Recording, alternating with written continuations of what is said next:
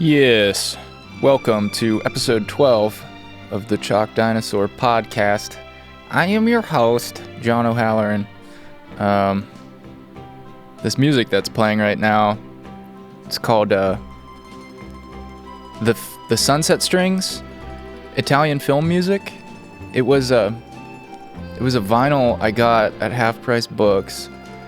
It was one of their $1 vinyls. They've just got a big shelf of $1 vinyls, and I always get random ones of those and listen to that music when I journal in the morning. And I really liked this one. Dang old best $1 album I ever bought. So nice. I could listen to that all day. I've been listening to it every day. The music I listen to the most has turned out to be these random vinyls, because I get vinyls a lot of times to look for interesting like sampling opportunities or texture, things that I can kind of like sample and then manipulate and use and stuff. And yeah, that's kind of the bulk of the music I listen to now. I found some real good ones. I'll probably share some of those on this podcast as well. But yeah. Today I wanted to, it's been a long time since I did a podcast. It's been almost a month. Stuff just got real busy, and I stopped prioritizing the time to do this, but definitely want to keep doing it. So here we go with an episode about the history and the development of Chalk Dinosaur. For anyone who might be interested in the story, which is ongoing, but I figured this might be an interesting topic for anybody who listens to the music and is interested in knowing more about the background of it. So, the question I get the most is probably, what does the name mean, and where did the name come from? So I'm going to go ahead and nip this one in the bud and answer that question. Chalk Dinosaur, I came up with that name in 2008. 2008. I was writing a bunch of music, recording music. I was just getting into that, and I wanted to release the music under a name that wasn't my personal name, because John O'Halloran, it just isn't one of those names that sounds like a thing, like Mars Jackson or something. Like, that name is a great name just to use as your artist name. John O'Halloran, it sounded a little too regular and unmemorable. So I was looking for a name, trying to come up with some ideas for names that I liked that weren't already taken, which is pretty hard. I'm sure it's getting harder every day to find a name that isn't taken. So this was in freshman year of college, and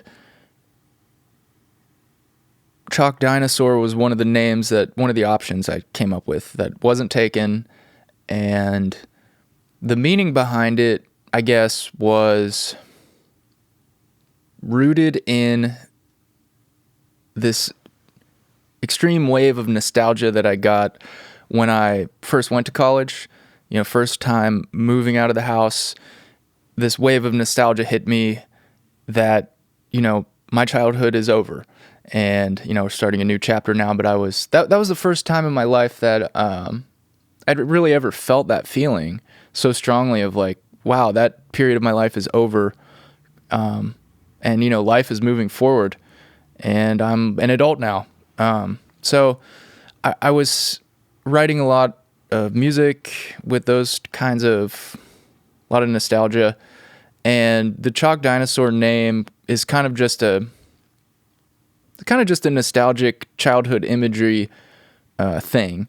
So yeah, Chalk Dinosaur. I didn't really draw dinosaurs much, or especially with sidewalk chalk. But I did do some sidewalk chalking, and I mean, I somewhat like dinosaurs to a regular degree. I'm not like a fanatic or anything, but yeah, that was just like a name that stuck, and it wasn't taken, so it was a name that I felt okay with going with, and now that is the meaning. That's just what it is, and the meaning is, yeah, that's just what it is now. So nothing too profound about it. It was just a nostalgic time in my life, and yeah. So now that we got that out of the way, I'm gonna go back to the beginning where it all began, kind of.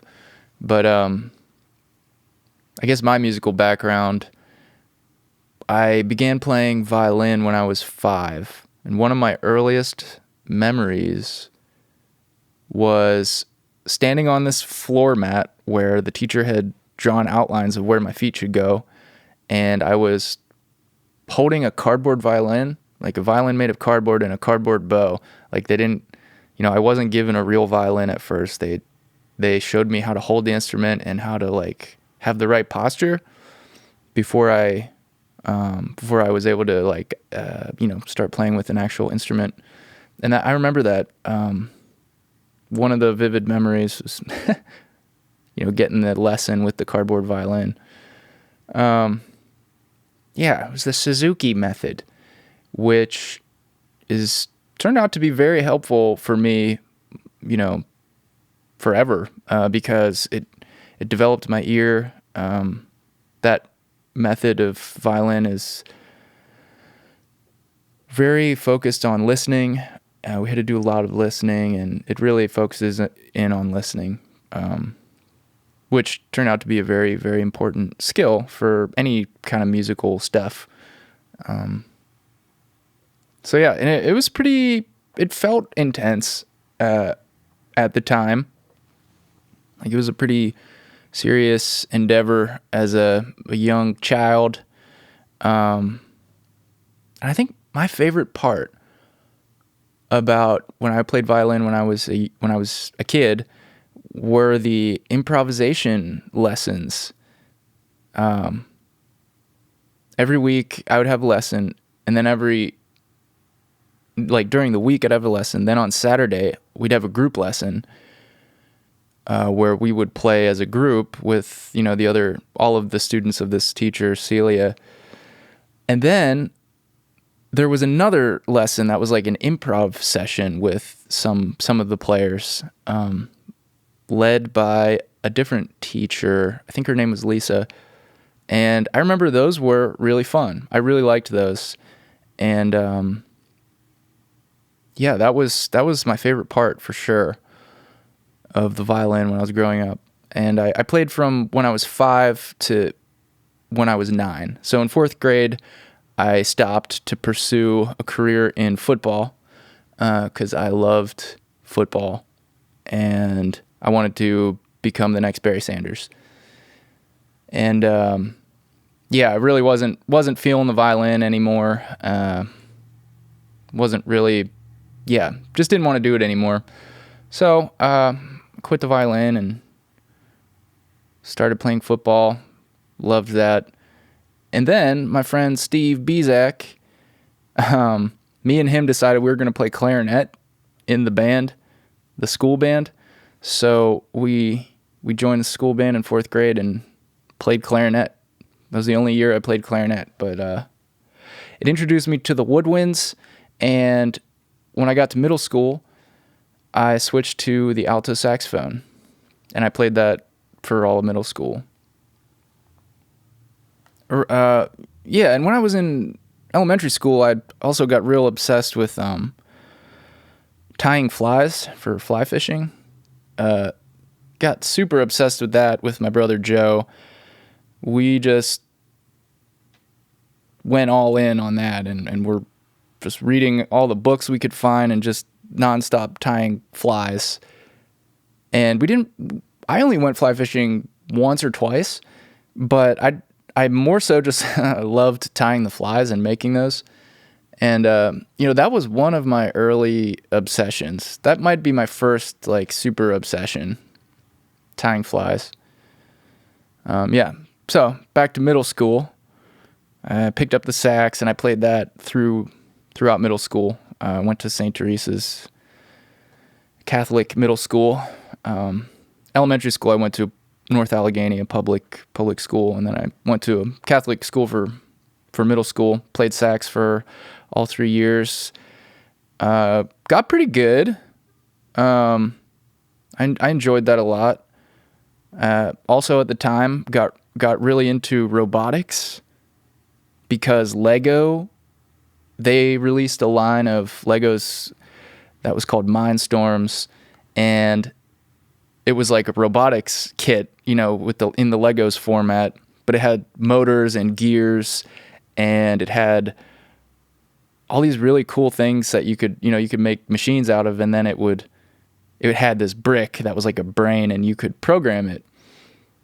And then, so if you attached, there were these different sensors you could put on your robot, and, if it drove into a wall and hit the bump sensor, you could then program what are the next steps for it to do. So I really enjoyed making the machines and, experimenting with what different gear ratios can do, and just pretty much just making the machines. But when it came to the programming, the brain thing, that's where I kind of lost interest. And I pretty much just wanted to make cars and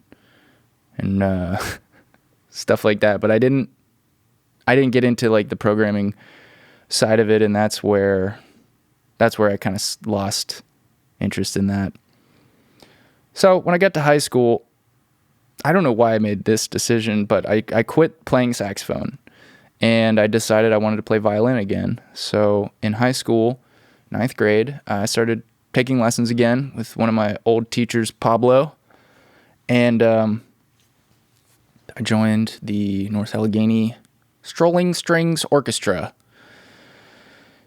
And but this time, it was a little more casual. I was kind of just doing it for fun, and it was great that way. There was no pressure to really be good or practice much, or I was just doing it for fun and enjoying the social value of that class and the people that I met through there. I should also say the robotics in middle school, that Lego set, that ended up leading into something pretty big because Lego released a camera, the Lego camera, and I think they released a set called Lego Studios, and you would build these movie sets out of Legos, and then they had this Lego camera, and it had software, and you could make these stop frame animation videos, and there were effects. It was easy to use, and super fun. That was so much fun. I remember I went over to my friend Justin Conley's house, and he had that, and that was so much fun. Immediately had to get that. I think I ended up getting a Lego camera pretty shortly after that, and started messing around with doing little stop frame animations and making these dumb videos. And during high school, I got a real video camera, and we started making videos. Me and my friends would make videos, and that was, the most entertaining, amusing, fun thing to do, to make videos and watch them. And some of the best times ever doing that. And my brother Joe, my older brother, he was a senior in high school when I was a freshman. And at our high school, there was a film, a TV program, a class you could take, and they had video equipment and a video studio and computers, and you could learn how to make videos and use that equipment to make your own videos and stuff. And he was doing that, and I was watching the videos that him and his friends were making, and it looked like so much fun, and they were so funny, and yeah, so I started doing the same thing. And throughout high school, that was it. That was what I wanted to do always. As any free time I had, I was doing everything I could to have as much time as possible to make videos, and because it was so fun. So yeah, music was not even in my mind at all as a potential thing I would be doing. Even though it was present, I was playing music. Also in high school, I joined my first band. It was called Addison. It was like a pop punk band, and I played the bass. And we played a couple shows. And let's see, one of the members of that band, Kyle Shear, I think he went on to become a very successful songwriter, actually. I'm pretty sure he lives in California now, in Los Angeles or something, doing writing songs, writing pop songs, I think, for other artists. I remember seeing him on a credit for something really big. But anyway, I also met the future members of Chalk Dinosaur version 1 through Addison, that first pop punk band. The band got a new drummer, Rich Bradford, who was a year above me. And that's how I met Rich, and he became the drummer of Chalk Dinosaur, the first version of Chalk Dinosaur. And his younger brother, Matt, who was a year below me, Matt Bradford, he played the bass. And I remember he would let me borrow his bass amp because I didn't really have anything good, and the Bradfords are the kings of gear. So he lent me his bass amp. So I became friends with those two, and yeah, a year or two later, we would end up being in a band together. But yeah, got real obsessed with the making the videos in high school. I joined the TV program, and yeah, I loved making videos. And then towards the end of high school, on the computers, they had GarageBand, and I remember getting increasingly into that and having spending more time on GarageBand. Every day before class, I would, before school started, I would go to the lab where they had the computers, and I would just make beats, like these techno beats on GarageBand. And that was really fun. And that was kind of the seeds of music starting to, the seeds of recording and music production starting to sprout there. And by the end of high school, a couple things happened. For some reason, I don't know why, I only applied to one film school, NYU, which is a very prestigious film program, and I didn't get in. But I could have if I would have gone to their some other school for a year or something. I don't know. I just didn't, for whatever reason, I didn't pursue that harder. And then I bought a recording interface, and I started recording at my house the summer before I left for college. And I got really into that because I was starting to ramp up my interest in making music towards the end of high school on those school computers. And then I got a computer for college, and that summer before college, I totally got obsessed at that point with recording and making music in GarageBand. That's when I first started trying to make ideas, make recordings that were in my head complete songs. So that included some lyrics and vocals. I was just trying to make a complete song, and I wasn't really writing anything personal, nothing very profound. In fact, a lot of it's pretty terrible and very embarrassing for me to listen to in the presence of other people. But you can listen to it on your own. Just don't listen to it with me in the room, because it's embarrassing it's embarrassing. Mostly just the vocals and the lyrics. And I posted all of these recordings on a website that my dad made a website where I could store all these musical ideas that I was making. And I'm so grateful that he did that, because that website now has over 1,000 recordings on it. Starting with, one of the very first ones. It's called Don't Cry. It's on johnohalloran.com. If you go all the way back to volume 1, that's where you can hear where it started. The summer before college. And and you can just hear the progression of how my writing and recordings and musicality progress starting from there. Because at that point, I had just gotten a guitar. Pretty much like every instrument I could play enough. I could just like play enough. Well, I was very limited. I'll put it that way. I'd only been playing guitar for like a year maybe. And yeah, it was just a very primitive skill set. And making music was like playing video games for me. It was just fun to do. And oh man, that reminds me, when I was younger, back in the, Gateway 2000 era, I don't know if you guys remember this, but on Windows, there was this program called Sound Recorder. And I just remember that was really, I had a lot of fun on that program. And it's the most basic program. It's just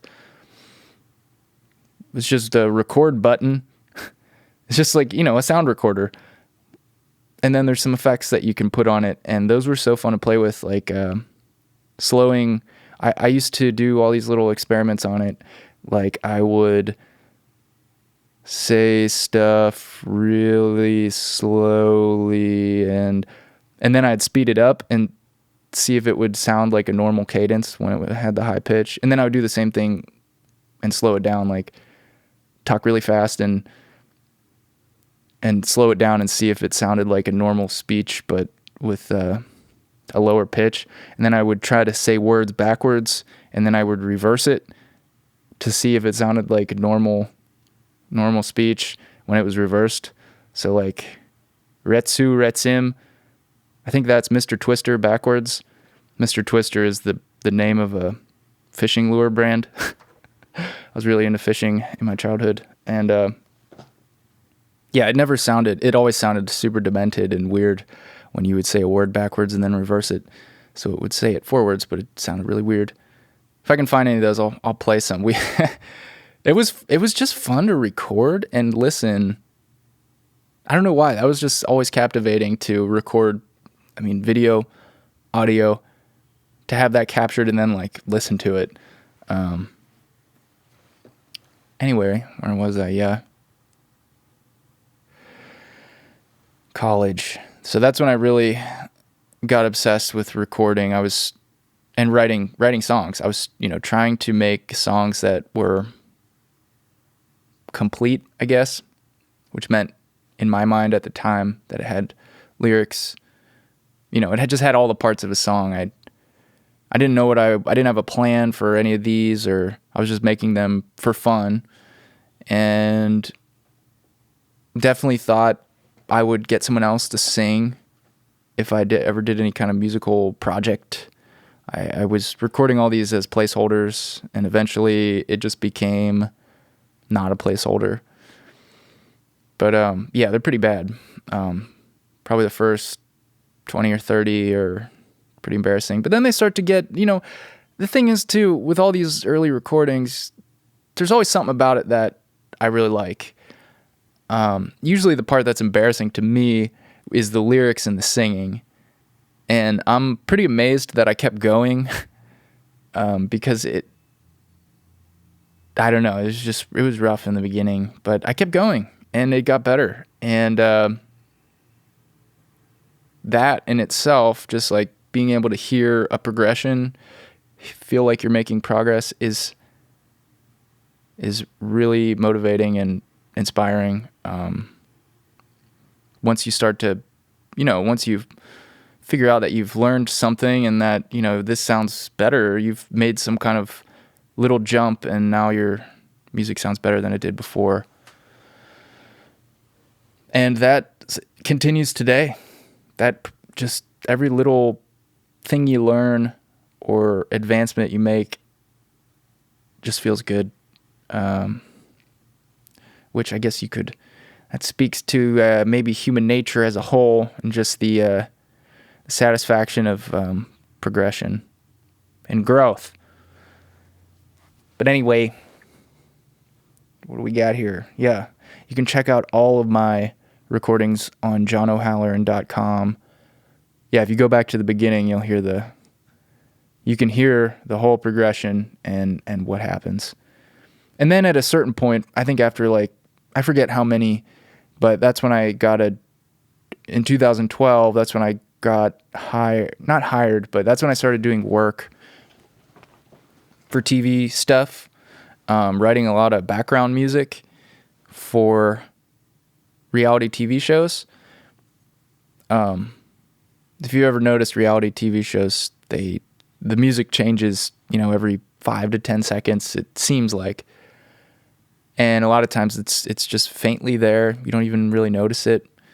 I've heard it referred to as wallpaper, and that is what I do to support myself. I make that stuff.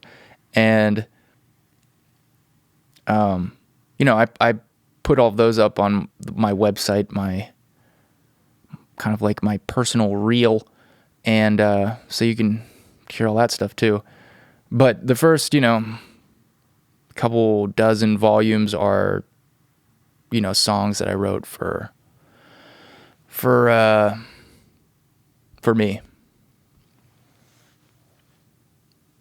Yeah, so once I bought a recording interface and I could record audio into my computer, it was over. I just got obsessed with that and haven't stopped since then. The first Chalk Dinosaur album. Well, sorry, I'm getting off track here. So I was collecting these songs, and eventually I thought that I wanted to play a show. And so I did that. The first show I ever played was April 20th, 2008. It was at a place called the Shadow Lounge. And it was with this company that it's called Big Time Entertainment, I think. And I think I ended up having to pay them. It was dumb, but I didn't know any better. And so that first show, that was just billed as John O'Halloran. And my brother Joe, my older brother, he was playing the drums. And one of my friends from college that I made my freshman year when I played this show, Charles Rollins, he lived in the room across the suite from me in my dorm. He played the bass. And then this guy named Chris played the guitar, and I can't remember his last name, but he was a music student and played guitar, and that was the show. And we played some tunes, and then we played again, another show, a month later, May 25th. This was the first Chalk Dinosaur show, billed as Chalk Dinosaur. And this show was a completely different band. This show featured the Bradford Boys, who I mentioned before. Rich Bradford, the drummer, Matt Bradford, the bass player. And this time, I think my brother Joe played guitar. Played similar set of songs. Pretty crazy now that I think about it. That was a month apart and with a completely different band. But, time goes slower when you're younger.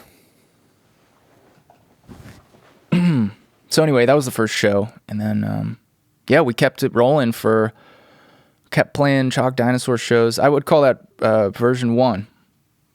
Version 1 was me and the Bradfords and my brother Joe, and then later a guy named Harrison Wargo, and occasionally a guy named Clay O'Connor, filling the fourth man role. So we're playing shows, and I started getting more serious about recording in 2008. Once I realized, that I was super obsessed with this, I started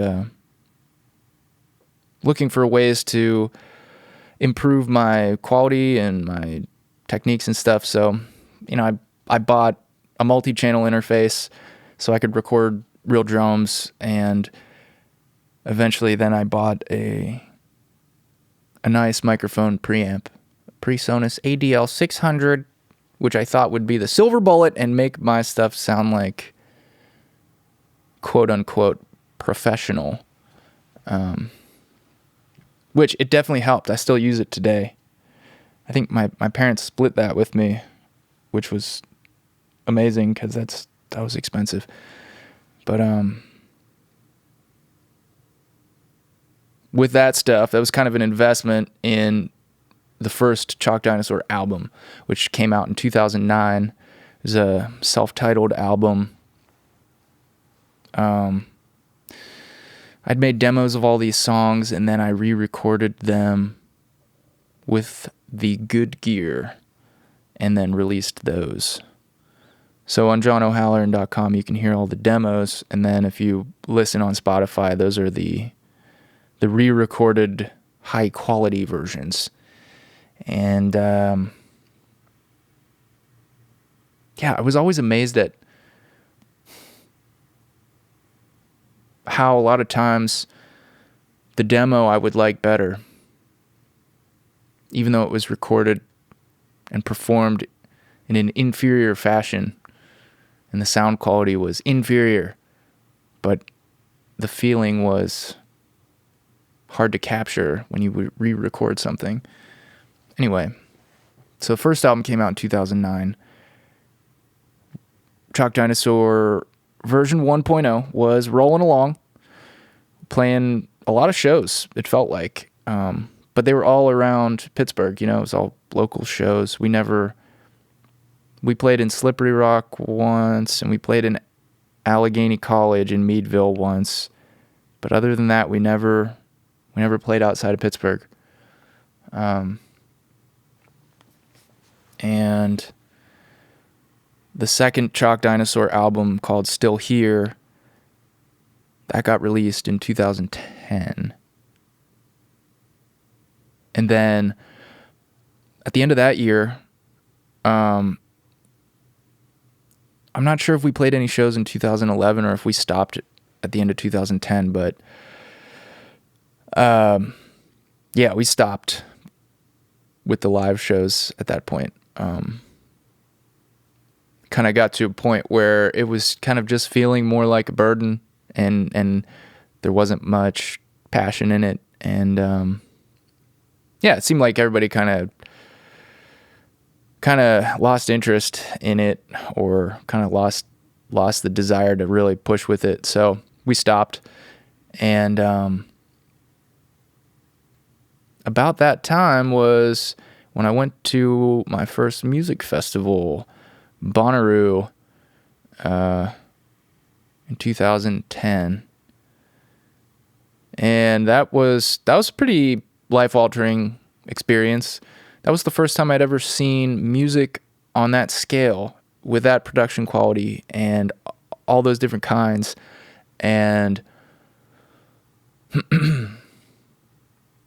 that really kind of lit my fire for performing, and and also what kinds of music I liked. I was exposed to a lot of different kinds of music. I remember when I saw My Morning Jacket for the first time on the Bonnaroo main stage from the pit, which is like this 20-foot area in the front of the stage that you can wait in a line to get in. We waited in line for an hour or something to get into the front of the main stage. And I'm so happy we did that, because that show really, really changed me, and really inspired me. And but anyway, so as that was happening, so Chalk Dinosaur stopped playing shows. I was still recording music, but we had stopped playing shows and kind of disbanded. And so I didn't play any Chalk Dinosaur shows again until 2015. And in 2015, that's when I started the solo show stuff, which was like electronic music with elements of live performance. So I would play guitar over beats I would make, or synthesizer, and some combination of live and programmed elements. That was like the flow state material. But in between that time where I wasn't playing any shows, I released a few albums, made some strides in my production, made a lot of strides in my production actually, starting in 2011 to 2014. And I was also playing in a couple other bands. One of them was Bad Boxes, which Harrison Wargo, who played in Chalk Dinosaur for a year or two, that was his project, and I played in that for a little while. And I also played in a band called Blue of Colors, which is the side project of Steve Sabozley, who's the founder of Punchline, which is a Pittsburgh pop punk band. And so I was still performing, but with those two bands during that time. And I didn't do that for too long. Had a couple years where I just didn't play at all. And then, in 2015, when I developed my solo set, that's when I started playing again. And that really came from just making the videos. I was just messing around with my gear in my studio and tried to I just started recording videos of me doing that, and it evolved and got more sophisticated, and until it was stuff that I could perform live at a show, and it seemed like it would be entertaining. That would be Chalk Dinosaur version 2.0, which is the solo electronic hybrid show. The Flow State stuff. Flow State is an album I released in 2016. If you're wondering what I mean when I'm saying that. That's like the music I was performing solo in 2015 when I started playing shows again. And that really took off fast. It seemed like every show there was somebody there that knew some other people and told their friends, and there was a very strong response to that. And I think, a couple shows in, there were some gray area people that saw it, and Gray Area is one of the biggest and best like concert promoter venue companies in Pittsburgh, and they got behind me and started giving me opportunities to open for bigger bands that were going to have a crowd there. So they gave me the opportunity to share, my music with a crowd, and that was amazing. And I'm super grateful to them for that. And around that time, my younger brother, Nick, who plays drums with me now in the full band, he was in college in Virginia Tech. And when he would come home on Christmas break or any holiday break, we'd play music together. And one time I had a show during Christmas break, and he expressed an interest in playing it with me. So I said, heck yeah. And we played a show. It was at the Strip District Music Festival at a place called Framezilla, which was a framing shop that was repurposed into like a, pop-up music venue for that event. It's a very ill-equipped room to have a show, especially the kind of show that we were playing, which a lot of the, all of the bass, a lot of the elements of sound is coming out of the PA speakers. Like, it's dependent on there being like a decent PA, and the PA was really small and underpowered there, and only one of the speakers actually worked. But somehow it must have sounded okay in there because the crowd in there was so rowdy and it was packed. I couldn't believe how packed it was at that show. And when we were finished playing, I remember that was the loudest cheering I've ever heard. It was like painful. It was crazy. I could not believe that show happened. We were not expecting that at all. One, for there to be that many people, and two, that it would be so well received despite the technical shortcomings.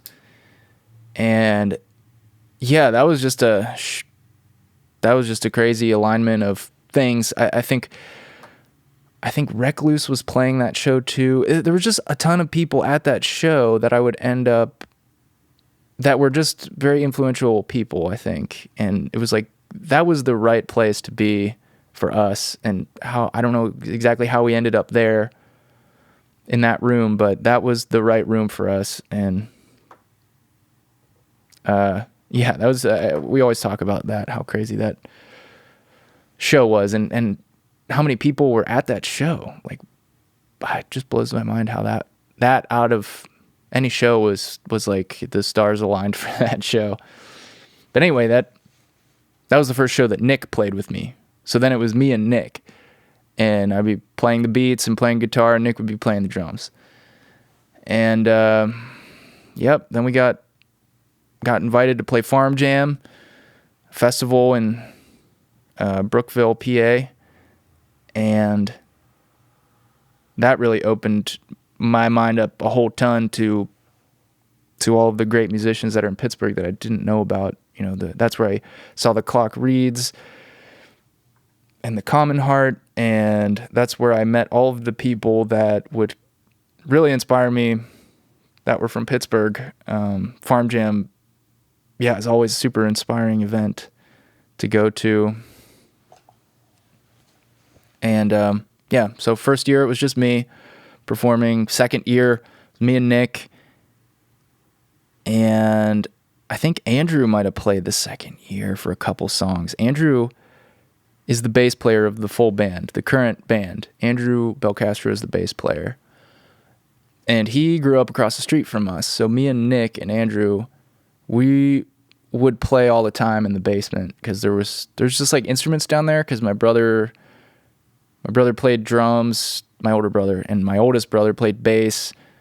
And there were just instruments down there. So we would jam a lot.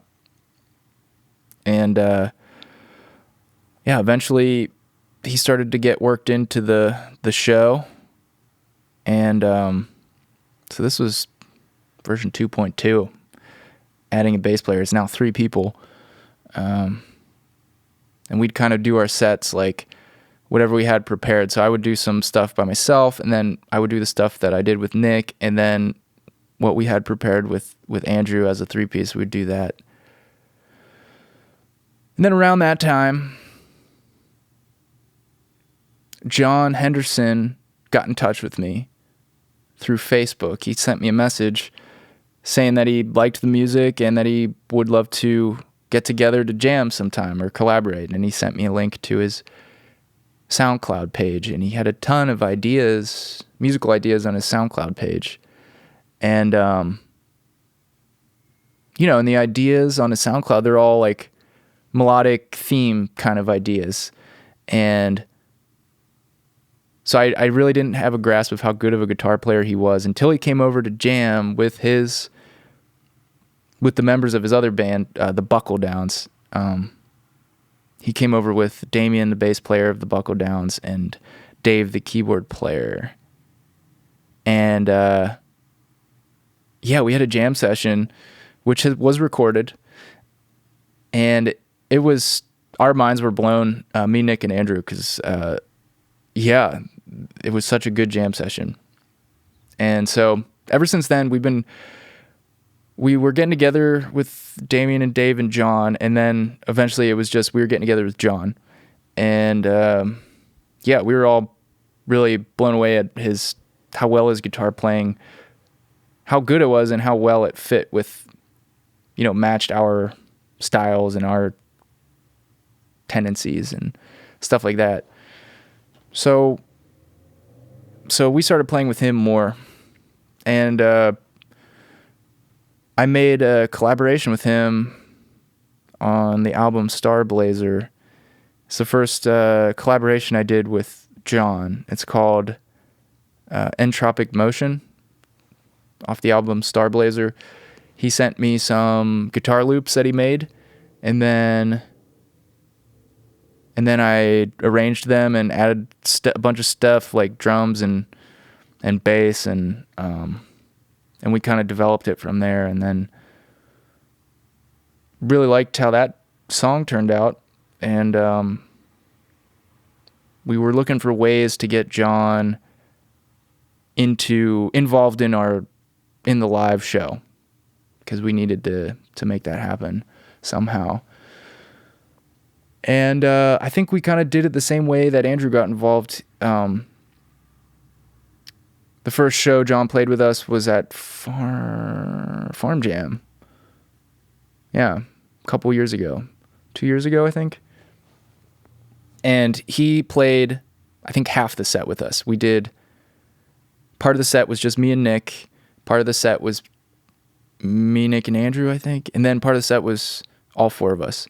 Just because we didn't have enough, like, 4-piece material prepared yet. So we kind of just, like, worked it in more and more until eventually our whole set was the four of us and the music that we make together. And yeah, that was the goal, and that's where we're at right now. It's the four of us, Chalk Dinosaur version 3. It's me, my brother Nick, our friend and housemate Andrew Belcastro on the bass, and John Henderson on the guitar. And yeah, Sprout, that's the album that we made together. That's the first album that I really collaborated on in entirety with a band, with 3 other people. And I've always wanted to do that, to have an album, or just music in general, that was really a product of the whole band and not just me. Because a lot of the albums are just me. And Sprout is really interesting. It's really interesting music to me because it didn't all come from me. It's a very collaborative process, and yeah, it a little bit of everybody is in that, and I've always wanted to have that and experience that mutual writing and contribution thing. And yep, so I think, is that it? All right. I thought that would take longer. I mean, I didn't go over everything about all, the albums that were released. All the albums, there's 19 now. But the last 2 albums were not full band albums. Those were just me with some guests.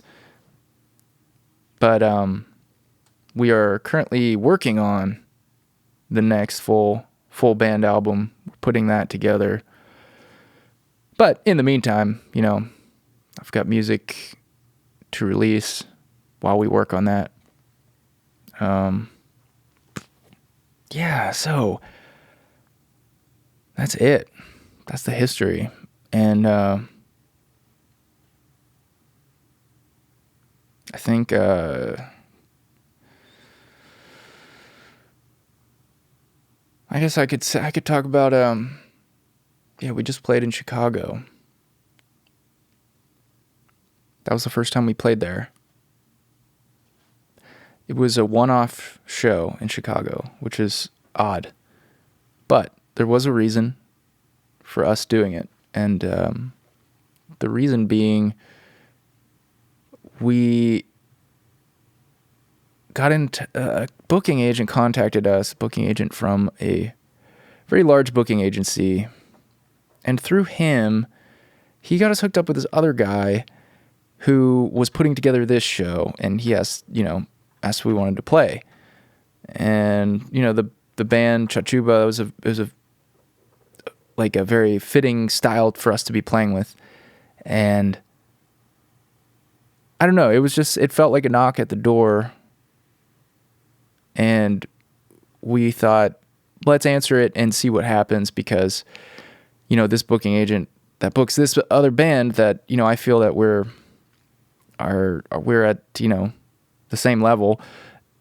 They get booked at a lot of shows that, we would like to get booked at. So I guess the hope is that maybe by doing this show and kind of making a good impression on Chicago and on this band and on this booking agent, that, it could possibly open some doors for us down the line, in the future.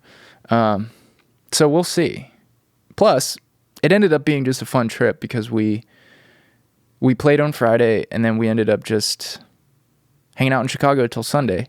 We actually got in Thursday night, and ended up having a great night out on Thursday and staying up super late. And then, the show went really well.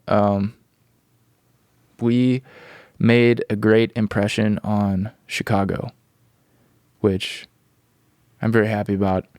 Very happy that everyone was willing to make that trip, and really enjoyed getting to hang out with them in that city and get to see a place that I don't really ever get to see. But it was one of those shows where, it makes no financial sense at all. But at this stage in the game, not many shows are going to make sense financially. And that's just the reality until you have the demand to be able to fill a room, which I don't know if we have. We'll find out. Okay, we'll get a little bit of an idea, because this was a show trade. So Chachuba hosted us in Chicago at their show, which was on a Friday. And in return, we are going to host them in Pittsburgh when they come through Pittsburgh, which is going to be on March 26th. At the Thunderbird. But the thing is, that's a Thursday, which is okay. I mean, a lot of people will go out on a Thursday because it's almost a weekend. So we have that going for us. But this is the first show this will be the first Chalk Dinosaur headlining show, I believe, that we've instigated. I guess the Jamberg launch party show, that we might have been the headliner for that. I can't remember. It was like a co-headline probably with Broctopus and Voodoo Circuit. I don't really know, but this is definitely the first show that we are in charge of, that we put together. So I guess it'll be time to see what we're made of here, and see how well we can promote it, and see how many people we can get through the door on a Thursday to see us play. We'll see. I have no experience doing this, actually promoting a show. And, I always took that for granted, because Chalk Dinosaur is we're usually just playing shows that we're supporting another band, or we're a show that's already going and it's being promoted heavily, all this stuff all of the logistics and everything are already taken care of, and we just show up and play. And so I really have taken it for granted what it takes to, what it'll take to actually get people to come and get the word out, which is, largely, it is our responsibility now. So it'll be a new experience. We'll try it out. Worst that can happen, we try our best, and not a lot of people show up. And that'd be a bummer, but as long as we tried, that's not too bad. We can learn from it. And then after that show, on the 27th, the day after Chalk Dinosaur, we'll be playing in Westchester, Pennsylvania with Chachuba again. We're going to go with them to Philadelphia, Westchester, and play a show at this music venue called Sprout Music Collective with Tweed, who is a band that I've played with twice, and I sat in with them last year at some kind of jam, which was a music festival in Eastern PA. And so I've run into those guys a lot. So this would be a good fit. Not sure yet whether it'll be what arrangement it'll be, whether it'll be solo, duo, or full band. Still figuring that out, but whatever the case, Chalk Dinosaur will be playing in Westchester at Sprout Music Collective for the first time ever, the day after our Pittsburgh show. So that'll be exciting. It's always fun to get to play to new people, like a new crowd that hasn't heard any of my old tricks. Because I feel like people in Pittsburgh, they probably know all my tricks now. So I gotta go to a new town where nobody knows my tricks, and I can play for them. So that's it. Yeah, I really neglected this podcast, but getting back on the saddle here because I like podcasts and I like hearing about music from people who make it. So, maybe somebody will like this. And even if not, it's just a good historical document for me to go back and listen to when I'm an old man. And, it's the tradition of oral history. That's maybe, is that the appeal of the podcast these days? It's the storytelling. It's the oral history. And we have the benefit now of capturing all of these into, an indestructible, everlasting digital format. Well, not everlasting and indestructible, but, relatively compared to my life and what's potentially gonna, the destruction of all data, that's coming inevitably at some point, but hopefully not for several thousand years, long after I'm gone, unless they come up with some kind of bionic body parts that can preserve my mind, and perhaps they can preserve my mind, extract my consciousness, and put it into another host, like some kind of machine, or perhaps some kind of organic host that they could grow in a lab. They could just extract my consciousness and put it in a new host and just repeat that cycle until, as the hosts die, they just keep replacing it with a new one. And then maybe at some point I will witness the destruction of all digital data, and we'll have to go back to the paper maps, which would be a real drag because, digital maps, real-time directions is, that's just you take it for granted now, but, I tried doing some paper map traveling and, out west where there's a lot of places where you don't get reception, so I had these maps, these paper maps. I was like, oh, this will be just like the olden days. And then I found out that it's not as easy as looking at your phone directions. And, and then I also figured out that if I loaded the map in a place where I had reception, it would save my directions, and then I ended up not really having to use the paper maps at all anyway. It was just for fun. I'm no good with them. So, did you know that from Pittsburgh you can get a round trip ticket to Fort Lauderdale for $65? I feel like I have to go to Fort Lauderdale just because it's so cheap. That's cheaper than if I were to Uber to the suburbs and back. $65. I kind of want to do that this winter. When will I have the time? That's the question. When will I have the time? The time is there. You just have to make it. Okay, there's no point in this being part of this podcast, so I'm going to sign off now and until I have something better to say. So, hope you have a good weekend. See ya.